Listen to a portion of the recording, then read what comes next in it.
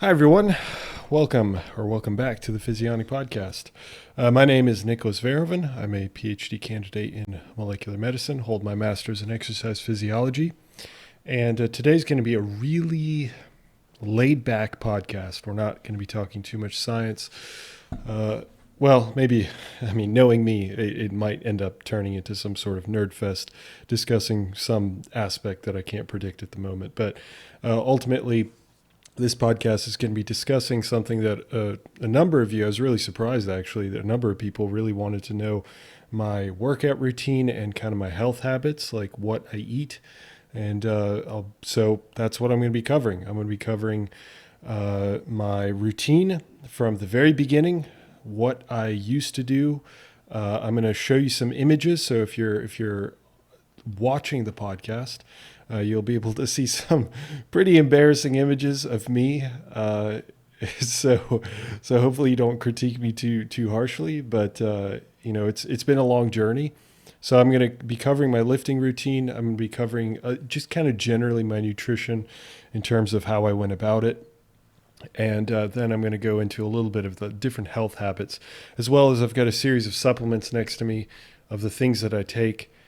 I don't think that any of them are absolutely necessary, but I'll share those as well because I feel like some people might be interested. So with that out of the way, this isn't going to have like a conclusion section and all that stuff like the usual podcasts have, and it's going to be probably a little less streamlined than most of my other podcasts, which is kind of comical considering they tend to be 30 minutes to an hour long, regardless, even with my notes. But I've got a few notes here, but it's definitely going to be kind of off the cuff. Anyway, so I've been lifting for an extremely long time. I started 12 years ago now, and what I mean by 12 years ago is I've always been active my entire life, but I was really, really skinny. As a matter of fact, I'll go ahead and throw up my first embarrassing picture.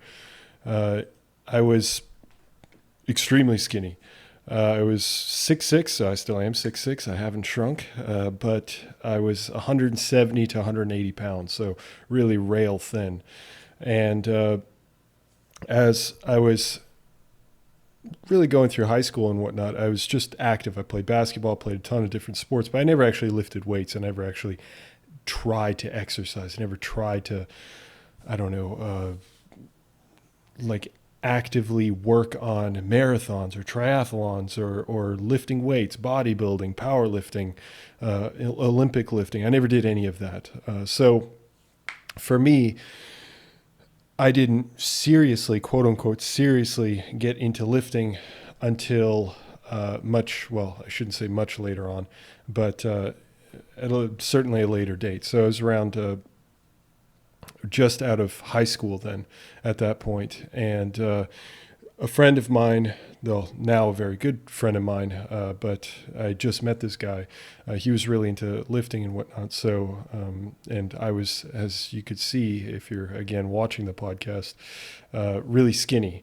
And I asked him if he could give me some tips, and then he invited me to start working out with him. So that's exactly what I did.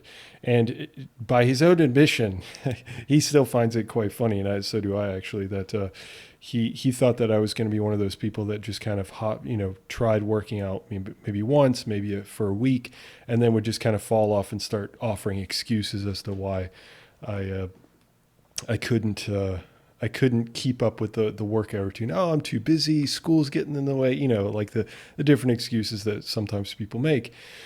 And but I was really determined. I actually just gotten out of a breakup, as many bodybuilders are produced out of breakups. And I was thinking to myself, how can I improve myself? So I threw myself into this weightlifting, and he took me under his wing, and we ended up working out together for 2.5 years. Actually, probably longer than that. But for those 2.5 years, the reason why I focus on those first 2.5 years is because I actually never took a day off. I worked out, as in like I stuck to my routine that I had set up for myself for that entire 2.5 years. So let's discuss what that routine was. It was over the top. It was insane.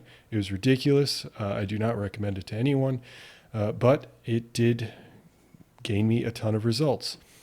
So the routine was a full body routine, and all it was is really simple, is just working out my entire body every other day. So usually a full body routine will run something like, you do chest, you do back, shoulders, arms, legs, abs.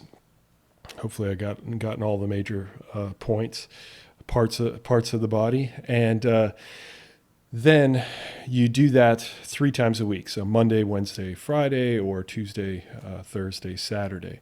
Now I did it just every other day. So Monday, Wednesday, Friday, Sunday, and then it started Tuesday, Thursday, et cetera, et cetera. Just kept going like that. And I did that for 2.5 years. And the whole goal for me was just to continuously progress. So I knew I had to progress. So in every way I possibly could, in very unhealthy ways, I would always try to progress, even if it wasn't the right time for me to be progressing. So I was pretty obsessed. I was definitely I would say borderline addicted to working out at that point. So the routine was, a lot of compound movements, bench press, overhead press, squats, things like that. Deadlift for sure. Deadlift became one of my absolute favorite exercises for a very long time. And so I did that for 2.5 years. And the unhealthy aspect of it was not only that I didn't take a day off and I would beat myself into the ground. That was kind of the second part that was really unhealthy, is the fact that I would beat myself into the ground. So I would do 12 sets per muscle group. So if you're not familiar with what that means, 12 sets means that I undergo an exercise. Let's say I would do bench press. Let's say I would do 5 sets of bench press, and then I would do, let's say, 4 sets of incline bench press, and then I would do 3 sets of cable flies or something along those lines. All of that would be to target my chest mainly. And then I would do extra sets for my triceps, because a bench press will, of course, activate your triceps as well, and will affect your shoulders and have wide-ranging effects. But ultimately, I would be doing 12 sets per muscle group. And that, maybe in a single workout, that's okay for like a week. But as a beginner, that's an insanely high volume. And I'll discuss volume and intensity as I get to the more intelligent training that I'm currently doing. But it was a high amount of work that I was doing. So it was, I can see, I usually don't answer the live chat on air, but people are asking how many repetitions. So I usually stuck to pretty heavy weight. So I did about 5 reps. So 12 sets, 5 repetitions, and 5 to 8 repetitions usually. And that would be every other day. So if you calculate that over a week, that's 36 to almost 50 sets a week, which is an astronomical amount of volume to do. Typically, you do much, much less. And as a beginner, you should absolutely be doing much, much less. And it definitely gets you to the point where, sure, you're maximizing muscle growth, but you're also encroaching very quickly on injury. And I certainly got injured many times. Not anything serious. I never tore anything or anything like that, but certainly damaged a lot. So I'd be constantly beat up, extremely fatigued. I remember I had several like physical breakdowns, like these, not like my brain. It wasn't like panic attacks or anything like that. It was actually like nervous breakdowns where my body wouldn't function correctly because I was working out so hard. And I think that's kind of what tuned me in eventually to this idea of like, maybe you should scale it back a little bit. And that's actually also what got me really into getting into the literature and understanding, okay, how can I apply, what can I gain, not just from bodybuilding forums, not from the dude bros, but also what can I gain from the literature. And ultimately that quote unquote saved me in a very dramatic sense to then start to implement a far more intelligent training. But let me show you I do have some pictures of my size overall over probably about 6 years or so, 7 years or so of me pushing myself really hard, maybe not quite to the same extent. Again, those first 2.5 years were really, really crazy. I scaled it back a little bit from there and and ultimately I ended up gaining a ton of weight and I gained a massive amount of muscle. And I'm really proud of that, of course. But so I gained about 80 to 90 pounds of weight.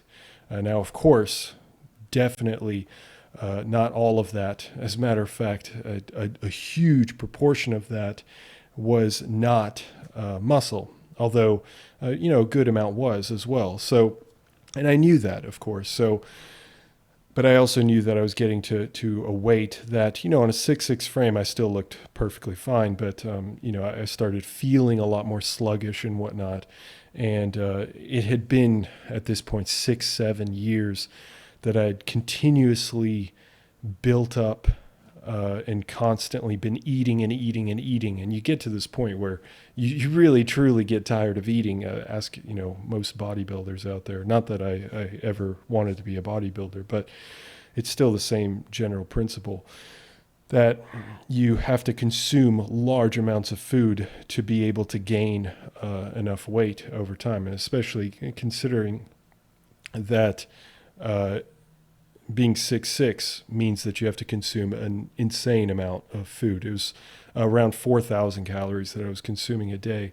And eventually you've got all these hormones that are telling you, please, for the love of everything, please stop eating. And you just get to the end of the day and you're mad that you have to eat it, continue to eat another like 2,000 calories or whatever it might be.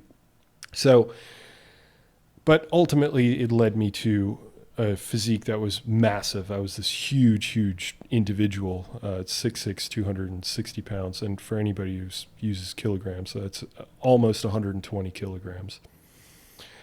So that worked out quite well. But then eventually, as I said, I was feeling really sluggish. I guess just to cover the nutrition real quick, I was eating 4,000 calories and I was trying to hit around 250 grams of protein during that time.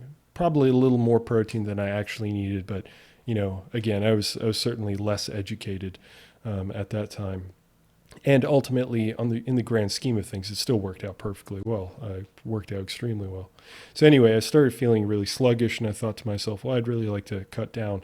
So eventually, I did that. I ended up stripping away about 40 pounds of fat, and got relatively lean, but it's still a process. You're going from this state of growth to a state of deprivation. So that was definitely an adjustment, and I certainly had my hurdles for a few years trying to get to get over the fact that I wasn't going to be getting stronger. I wasn't going to be packing on a ton of muscle during that time that I was stripping away body fat. So I kind of yo-yoed back and forth, but the trend was overall downward. So I got down to about 220 pounds, something along those lines. So then a few years ago, maybe like 2 years ago at this point. So now I'm like, I guess maybe 9-10 years into my lifting journey. I ended up really trying to diet down to my leanest that I possibly could, just to see if I could do it. And also because you feel really good when you're a lot lighter, like you're really muscular, you maintain all your musculature, or the vast majority of it. But I wanted to practice on, again, the literature was teaching me all these different things of like, hey, you don't need to do this, but you should be doing this and all this different stuff. So I wanted to experiment on all that stuff on myself. So I ended up cutting down to a significantly lower weight. So I tried to get to around 200 pounds. I think at one point I got down to like 199, which is around 90 kilograms. And it turned out that I was not competition lean by any means, but I did get pretty lean. I did get extremely lean. And so that obviously worked out really well for me. And I think that was my best physique up to that point.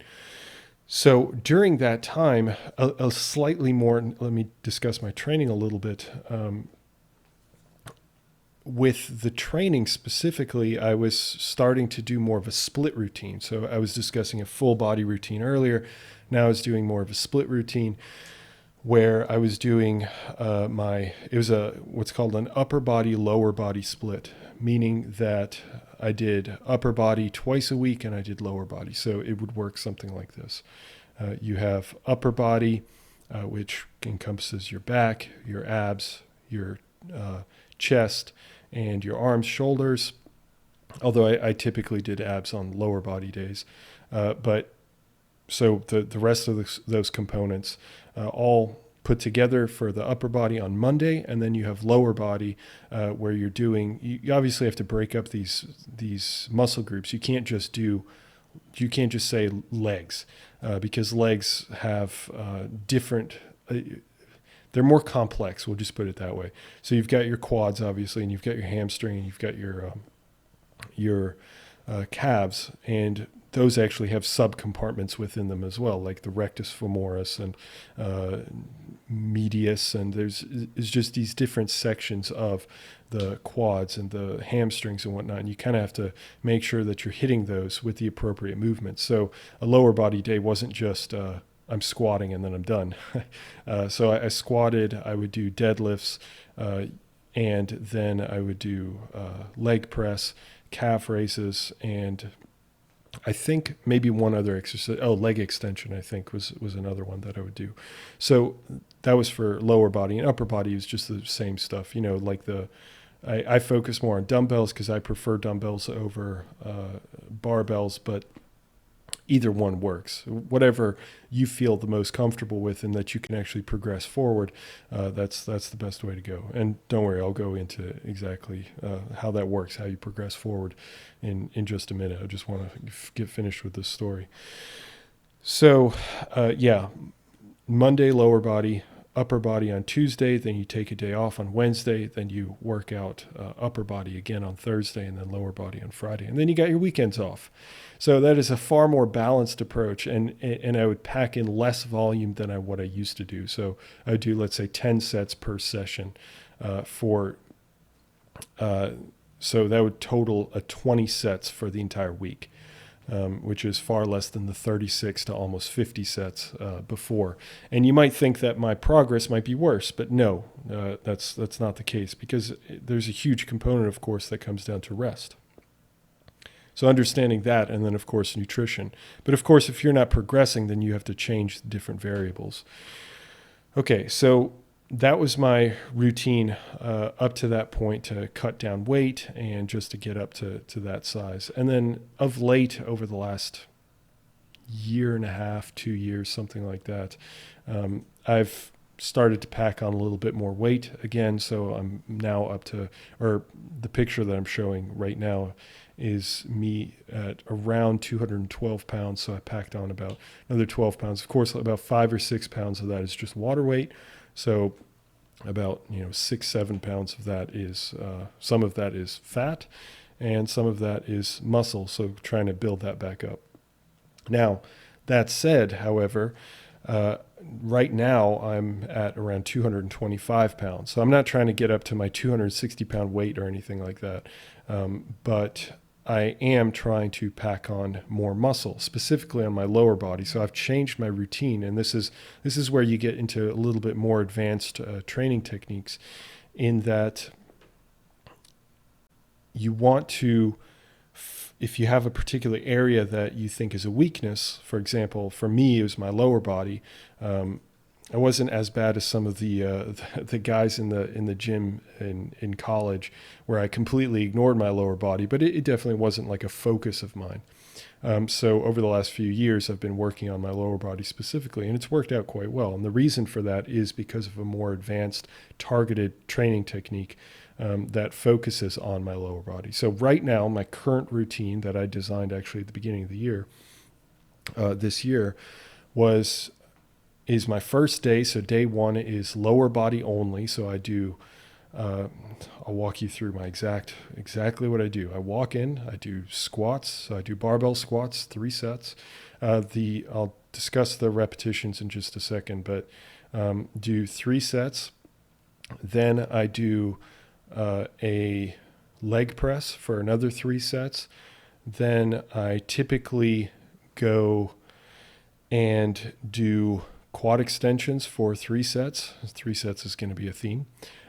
Then I do hamstrings a little bit, so I don't target the hamstrings too much on this first leg day, but I do a hamstring curl for 3 sets.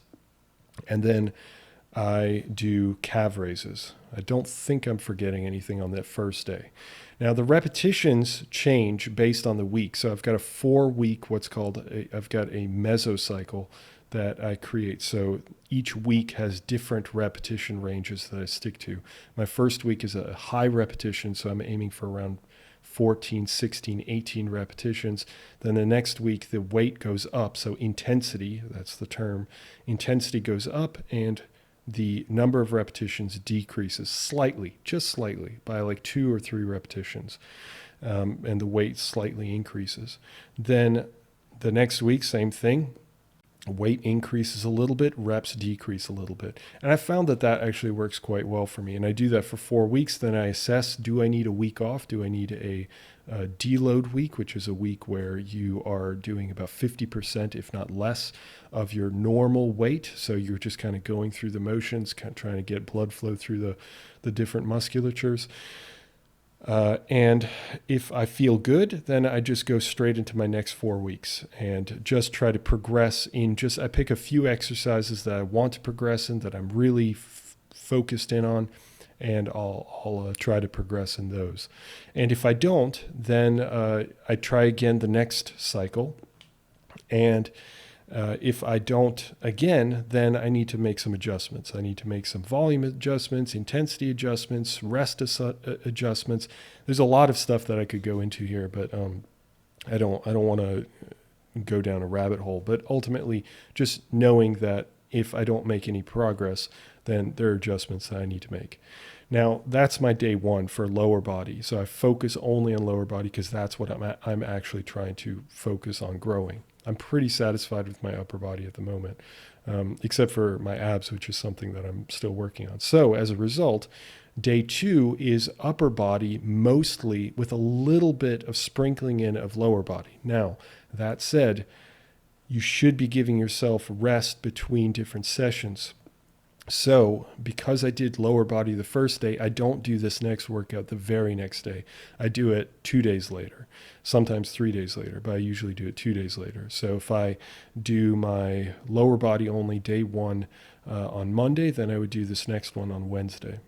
And that would be upper body focused. So I guess I'll walk you through that.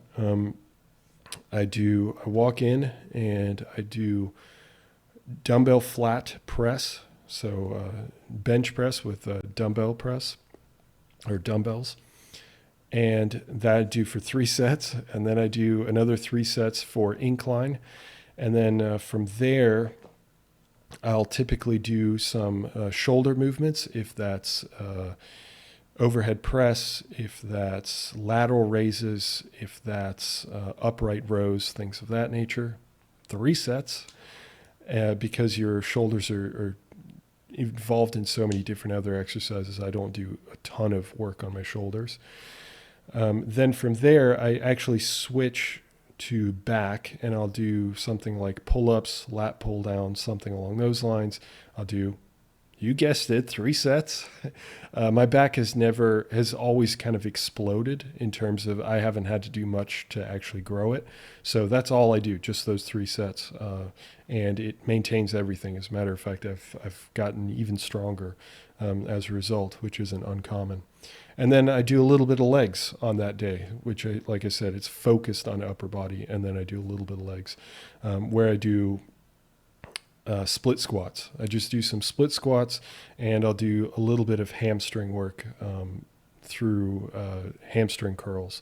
Again, 3 sets for each. So nothing too extreme. And then I do arms, and which is just, I don't do any tricep work because your triceps are getting murdered through your dumbbell press, bench press, whatever you end up choosing, any sort of push exercise, and as well as your other exercises. And my triceps my arms are again something that I can just look at and they just tend to grow. So I just do 3 sets of curls, and that's it. And then I do abs at home a little bit. So I'll do like 3 sets of, I told you there's a theme here, 3 sets for abs. And that's my day 2. So then day 3 is lower body mostly, where with a little bit of upper body. So lower body, I try to focus a little more on the hamstring. So I'll do stiff leg deadlifts. I'll do the hip thrusts. That'll hit your glutes as well as your hamstrings. And then from there, I go into leg press again to hit my quads, just to make sure I'm hitting my quads. And you'll notice that's the 3rd time I've hit my legs for the week, again, because I'm so focused on it. And then from there, I'll go and do some quad extensions. I believe I do quad extensions. Don't quote me on that, but definitely the first 3 exercises. And then from there, I go into my upper body. So where I just do 3 sets for chest, kind of a similar exercise, flat dumbbell press or incline press. I'll do 3 sets for shoulders, and then I'll do 3 sets for a horizontal back exercise, aside from stiff leg deadlifts. So I'll do barbell rows, which are one of my strongest exercises. I can do a ton of weight on those. So it's kind of one of my favorites as a result. It's an ego boost. So I'll throw that in there, and then that makes my total for the back, not including deadlifts, quote unquote, is 6 sets for my back only. And then from back, and then I'll do a little bit for arms like I usually do, and a little bit for abs, and then that's it.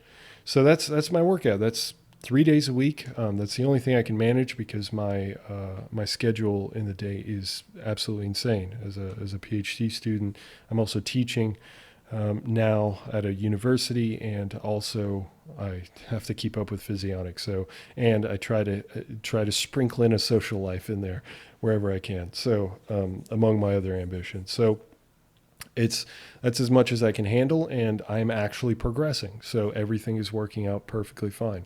As long as I don't need a minute to cry, then I'm good to go. So that's my workout routine, and really it's really just messing around with the 2 main variables, right? Intensity, which is the amount of weight that you're putting on the bar, and volume, done, which is the amount of total work that you're going to end up doing. And for muscle growth, it's volume focused with a little bit of focus on intensity. And if you want to get stronger, like focus on strength, then you modulate intensity and decrease volume a significant amount. And there's, of course, a lot of nuance between those. Okay, so that's my lifting routine. Now I'm going to go into a little bit of my health habits, like what do I do nutrition-wise, supplements, things like that. I did mention before a bit on my nutrition. Okay, so when I'm gaining muscle, to gain muscle, generally you want to be gaining weight. If the scale isn't moving, if you're getting on your scale and it isn't going up, then you're most likely not building muscle. There are definitely exceptions to this, but I don't want people thinking like trying to think strategically about, are they the exception, and just assume that you're part of the rule. If the scale isn't going up and you're working out, and especially if your progress is stalled, one of the reasons might be that you're not eating enough. So that's something that I focus on. That is the number one thing that I focus on. The scale needs to be slightly creeping up. So let's say every week, 1/4 pound to a pound, or to 1/2 pound, sorry. So 1/4 pound to 1/2 pound. If the weight is increasing steadily, then I'm feeling pretty good. That's great. And of course, obviously the progress in the gym has to continuously be going forward. If that's increases in repetitions, increases in number of sets, if that's adding another exercise, whatever it might be. So weight has to be going up, meaning that I have to hit my calorie target. I've been counting calories for 9 years straight, I think, something like that. I haven't missed a single day. And it's not a burden on my life. It literally takes me maybe 5 minutes in my entire day. And I don't obsess about food. Like you heard me talk earlier, sometimes I resent the fact that I have to eat so much. So right now, currently, the 4,000 calorie goal that I was trying to hit earlier may have been a little too ambitious. So I've dropped that down to 3,700 calories. I'm gaining weight at 3,700 calories at a modest rate. So with that, then I try to consume around 200 to 220 grams of protein. Actually, that's a bit of a lie. I'm consuming around 150 to 170 grams of protein when I'm gaining weight. However, when I'm dropping weight, when I'm trying to drop fat and preserve my musculature to strip away body fat, then I will knock off a ton of calories off of my initial calorie estimate, which is to maintain my weight. It's around 3,600 calories. And that's been like that for 12 years, or, as long as I've been counting calories, and even before that. So I know that, so all I do is just drop 500 calories off that, and then I start seeing a little bit of weight loss. If I want to get super aggressive with it, if I want this to be short and sweet and potentially arduous, then I'll cut off a ton of calories, like 1,000 calories off. And every single day, then I'll be 1,000 calories under that number. So instead of 3,600 that I consume, I eat 2,600. And then I bump up my proteins to 200 to 220 grams a day. And from there, the body fat just starts stripping off. And eventually it slows down, because that's what happens, thermogenesis, adaptive thermogenesis. And then from here, then I start to reduce my calories even further. And that can be a slog for sure. And, you get to the ending points, the last 5 pounds or so, and you might have to start implementing techniques like calorie cycling, carb cycling. Usually people talk about like carb cycling. I'm just going to call it calorie cycling, where on the weekends I want to be eating a little bit more. During the week I'm so busy, so it's okay if I underconsume. So in that situation, I'll be consuming, let's say, 2,000 calories during the week for those 5 days, and then I'll bump it up to like 3,100 or 3,200 calories on the weekend. So that's calorie cycling, and it works. It works really well. It staves off certain hunger. It takes advantage of your lifestyle. It plays your lifestyle against your hunger and works out quite well. Don't get me wrong, there's still difficult moments, but so that's how it works in terms of my nutrition. Do I follow keto or veganism or anything like that? No, I don't. I just do flexible dieting. I'm going to have ice cream later. And I do that even when I'm dropping body fat. I'll have a little bit of ice cream at the end of the day. That's not a problem. Generally, I eat lean sources of protein, eat some vegetables, things like that. Pasta for sure. I restrict myself in no way, aside from the total amount that I consume. And I, of course, strategically, when I'm dropping body fat as well, another aspect is that I intermittent fast. Not because I'm banking on the glory of intermittent fasting, simply because I feel more alive. I feel better when I'm pushing my meals till kind of the end of the day. I have a hard time going to sleep on an empty stomach. So what I do is I just consume all those like 2,000 calories or 2,400 calories, whatever my calorie amount is. I don't eat until the evening, essentially. So then I'll eat 1 or 2 meals in like a 3 to 4 hour window. And then I feel really full, which is fantastic. And I don't really notice my hunger because I'm so busy during the day. So yeah, it leads me to be fasting for about 20 hours in the day, and it works out really well. So that's really the only big difference. Okay. Oh, and when I'm gaining muscle, I'm not intermittent fasting. because it's counterintuitive, and also because I have to eat so much that it's better for me to knock out at least one of those meals, 1,000 calories, just to chop off 1,000 calories at the beginning of the day, and then I'm so busy during the day that I can't eat again until evening. So an example would be typically I wake up at like 5:30, then I'll go to the gym either at 6:30, or I'll have to teach at another university, so I have to drive there. So then I tend to work out for about 2 hours, or I'm at this university for about 2 hours plus travel.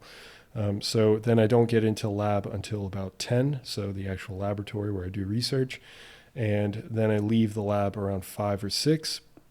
And then usually I'm working on Physionic, doing some video editing or trying to, write scripts or, read research and things like that for about an hour to 2 hours. And during that time, I'm usually thinking about like, okay, well, what am I going to eat? Things like that. So if it's during the weight loss period, obviously I'm not eating at all during that period. And then I'm just going to eat my one glorious meal or two glorious meals. And if I'm gaining muscle, then I have a quick breakfast. I just slam like 1,000 calories plus like 50 grams of protein in that first meal between when I get home from the gym or from teaching and before I go to the lab. And that's how that works. Okay, so the final thing I wanted to discuss is the supplements that I take. I have them here. I'll just go ahead and go through them. So I take a multivitamin. It's nothing special, just a one a day multivitamin. I actually snap these in half, just because the content in here is just for my nutrition in general. I know I'm going to be consuming a lot of these micronutrients, so it's kind of pointless for me to be overindulging just continuously on like 300% of these vitamins. So I just snap them in half. Then you get double the content. Pro tip, folks. You don't get this kind of content on YouTube. And I don't care about one a day. This is just what I got. The other thing that I started getting, and I'm actually going to be releasing some content on this, is omega-3s, specifically on brain health. So I've been pretty stretched thin over the last long time. So, and I noticed that when I was actually supplementing with omega-3s that it worked out quite well for me. I just somehow just felt a lot more energetic and sharper and whatnot. So, and I had gotten away from that for a very long time. So recently, over the last like month or so, I started taking omega-3s. These are by Nordic Naturals. I don't care about this brand either. But the one positive of this brand that you may want to look for is the triglyceride form. I've done a little bit of research into that, and it seems to absorb easier. And you also want to make sure that this actually dissolves, that the capsule itself dissolves. So that's something to keep in mind. So omega-3s is another one. I have a whole book on this, so you can bet that I'm taking creatine. So I've been taking creatine consistently for many, many years. Sometimes I forget, but overall, I'm definitely taking creatine. I just use the cheapest creatine I can find. So I got this on deal, and this is what I usually go for. It's Optimum Nutrition. It's micronized, so it doesn't sit in your stomach as long. And beyond that, so it doesn't create stomach discomfort. I've got a stomach of steel, so it's not really an issue, but that's how they sell it, micronized. But this is one of the benefits of micronized creatine. It's not any added expense, I don't think. So creatine powder. I can certainly go into the many, many benefits of creatine at a later time. And the final supplement that I take is collagen. So I have a little bit of content on collagen, and I have tried a few different brands, and I will admit that Vital Proteins is the one that I found to be fantastic. I just put it into my coffee, and it dissolves like that, and then I'm done. I don't have to worry about it. I take about 10 grams of collagen, and I have a considerable amount of content on how collagen affects your skin, because I want to stay youthful for the rest of my next 1,000 years. So I take collagen for that. And it also has hyaluronic acid in it. So it comes with kind of a variety of different benefits. You don't have to get vital proteins. I don't care. I've tried bulk supplements. They were okay. They just tasted like, well, not good. Let's just put it that way. But vital proteins is the one that I use. It's definitely more expensive. But the unflavored works out really well if you just add it to coffee. It's perfect way to go. Okay, well, that's what I got for you. Hopefully you found this informative. Hopefully this gives people some details. If you have questions on anything in particular, you're certainly welcome to ask me in the comments. And hopefully you gain something from it. And I will catch you in the next one. Have a good one. Bye.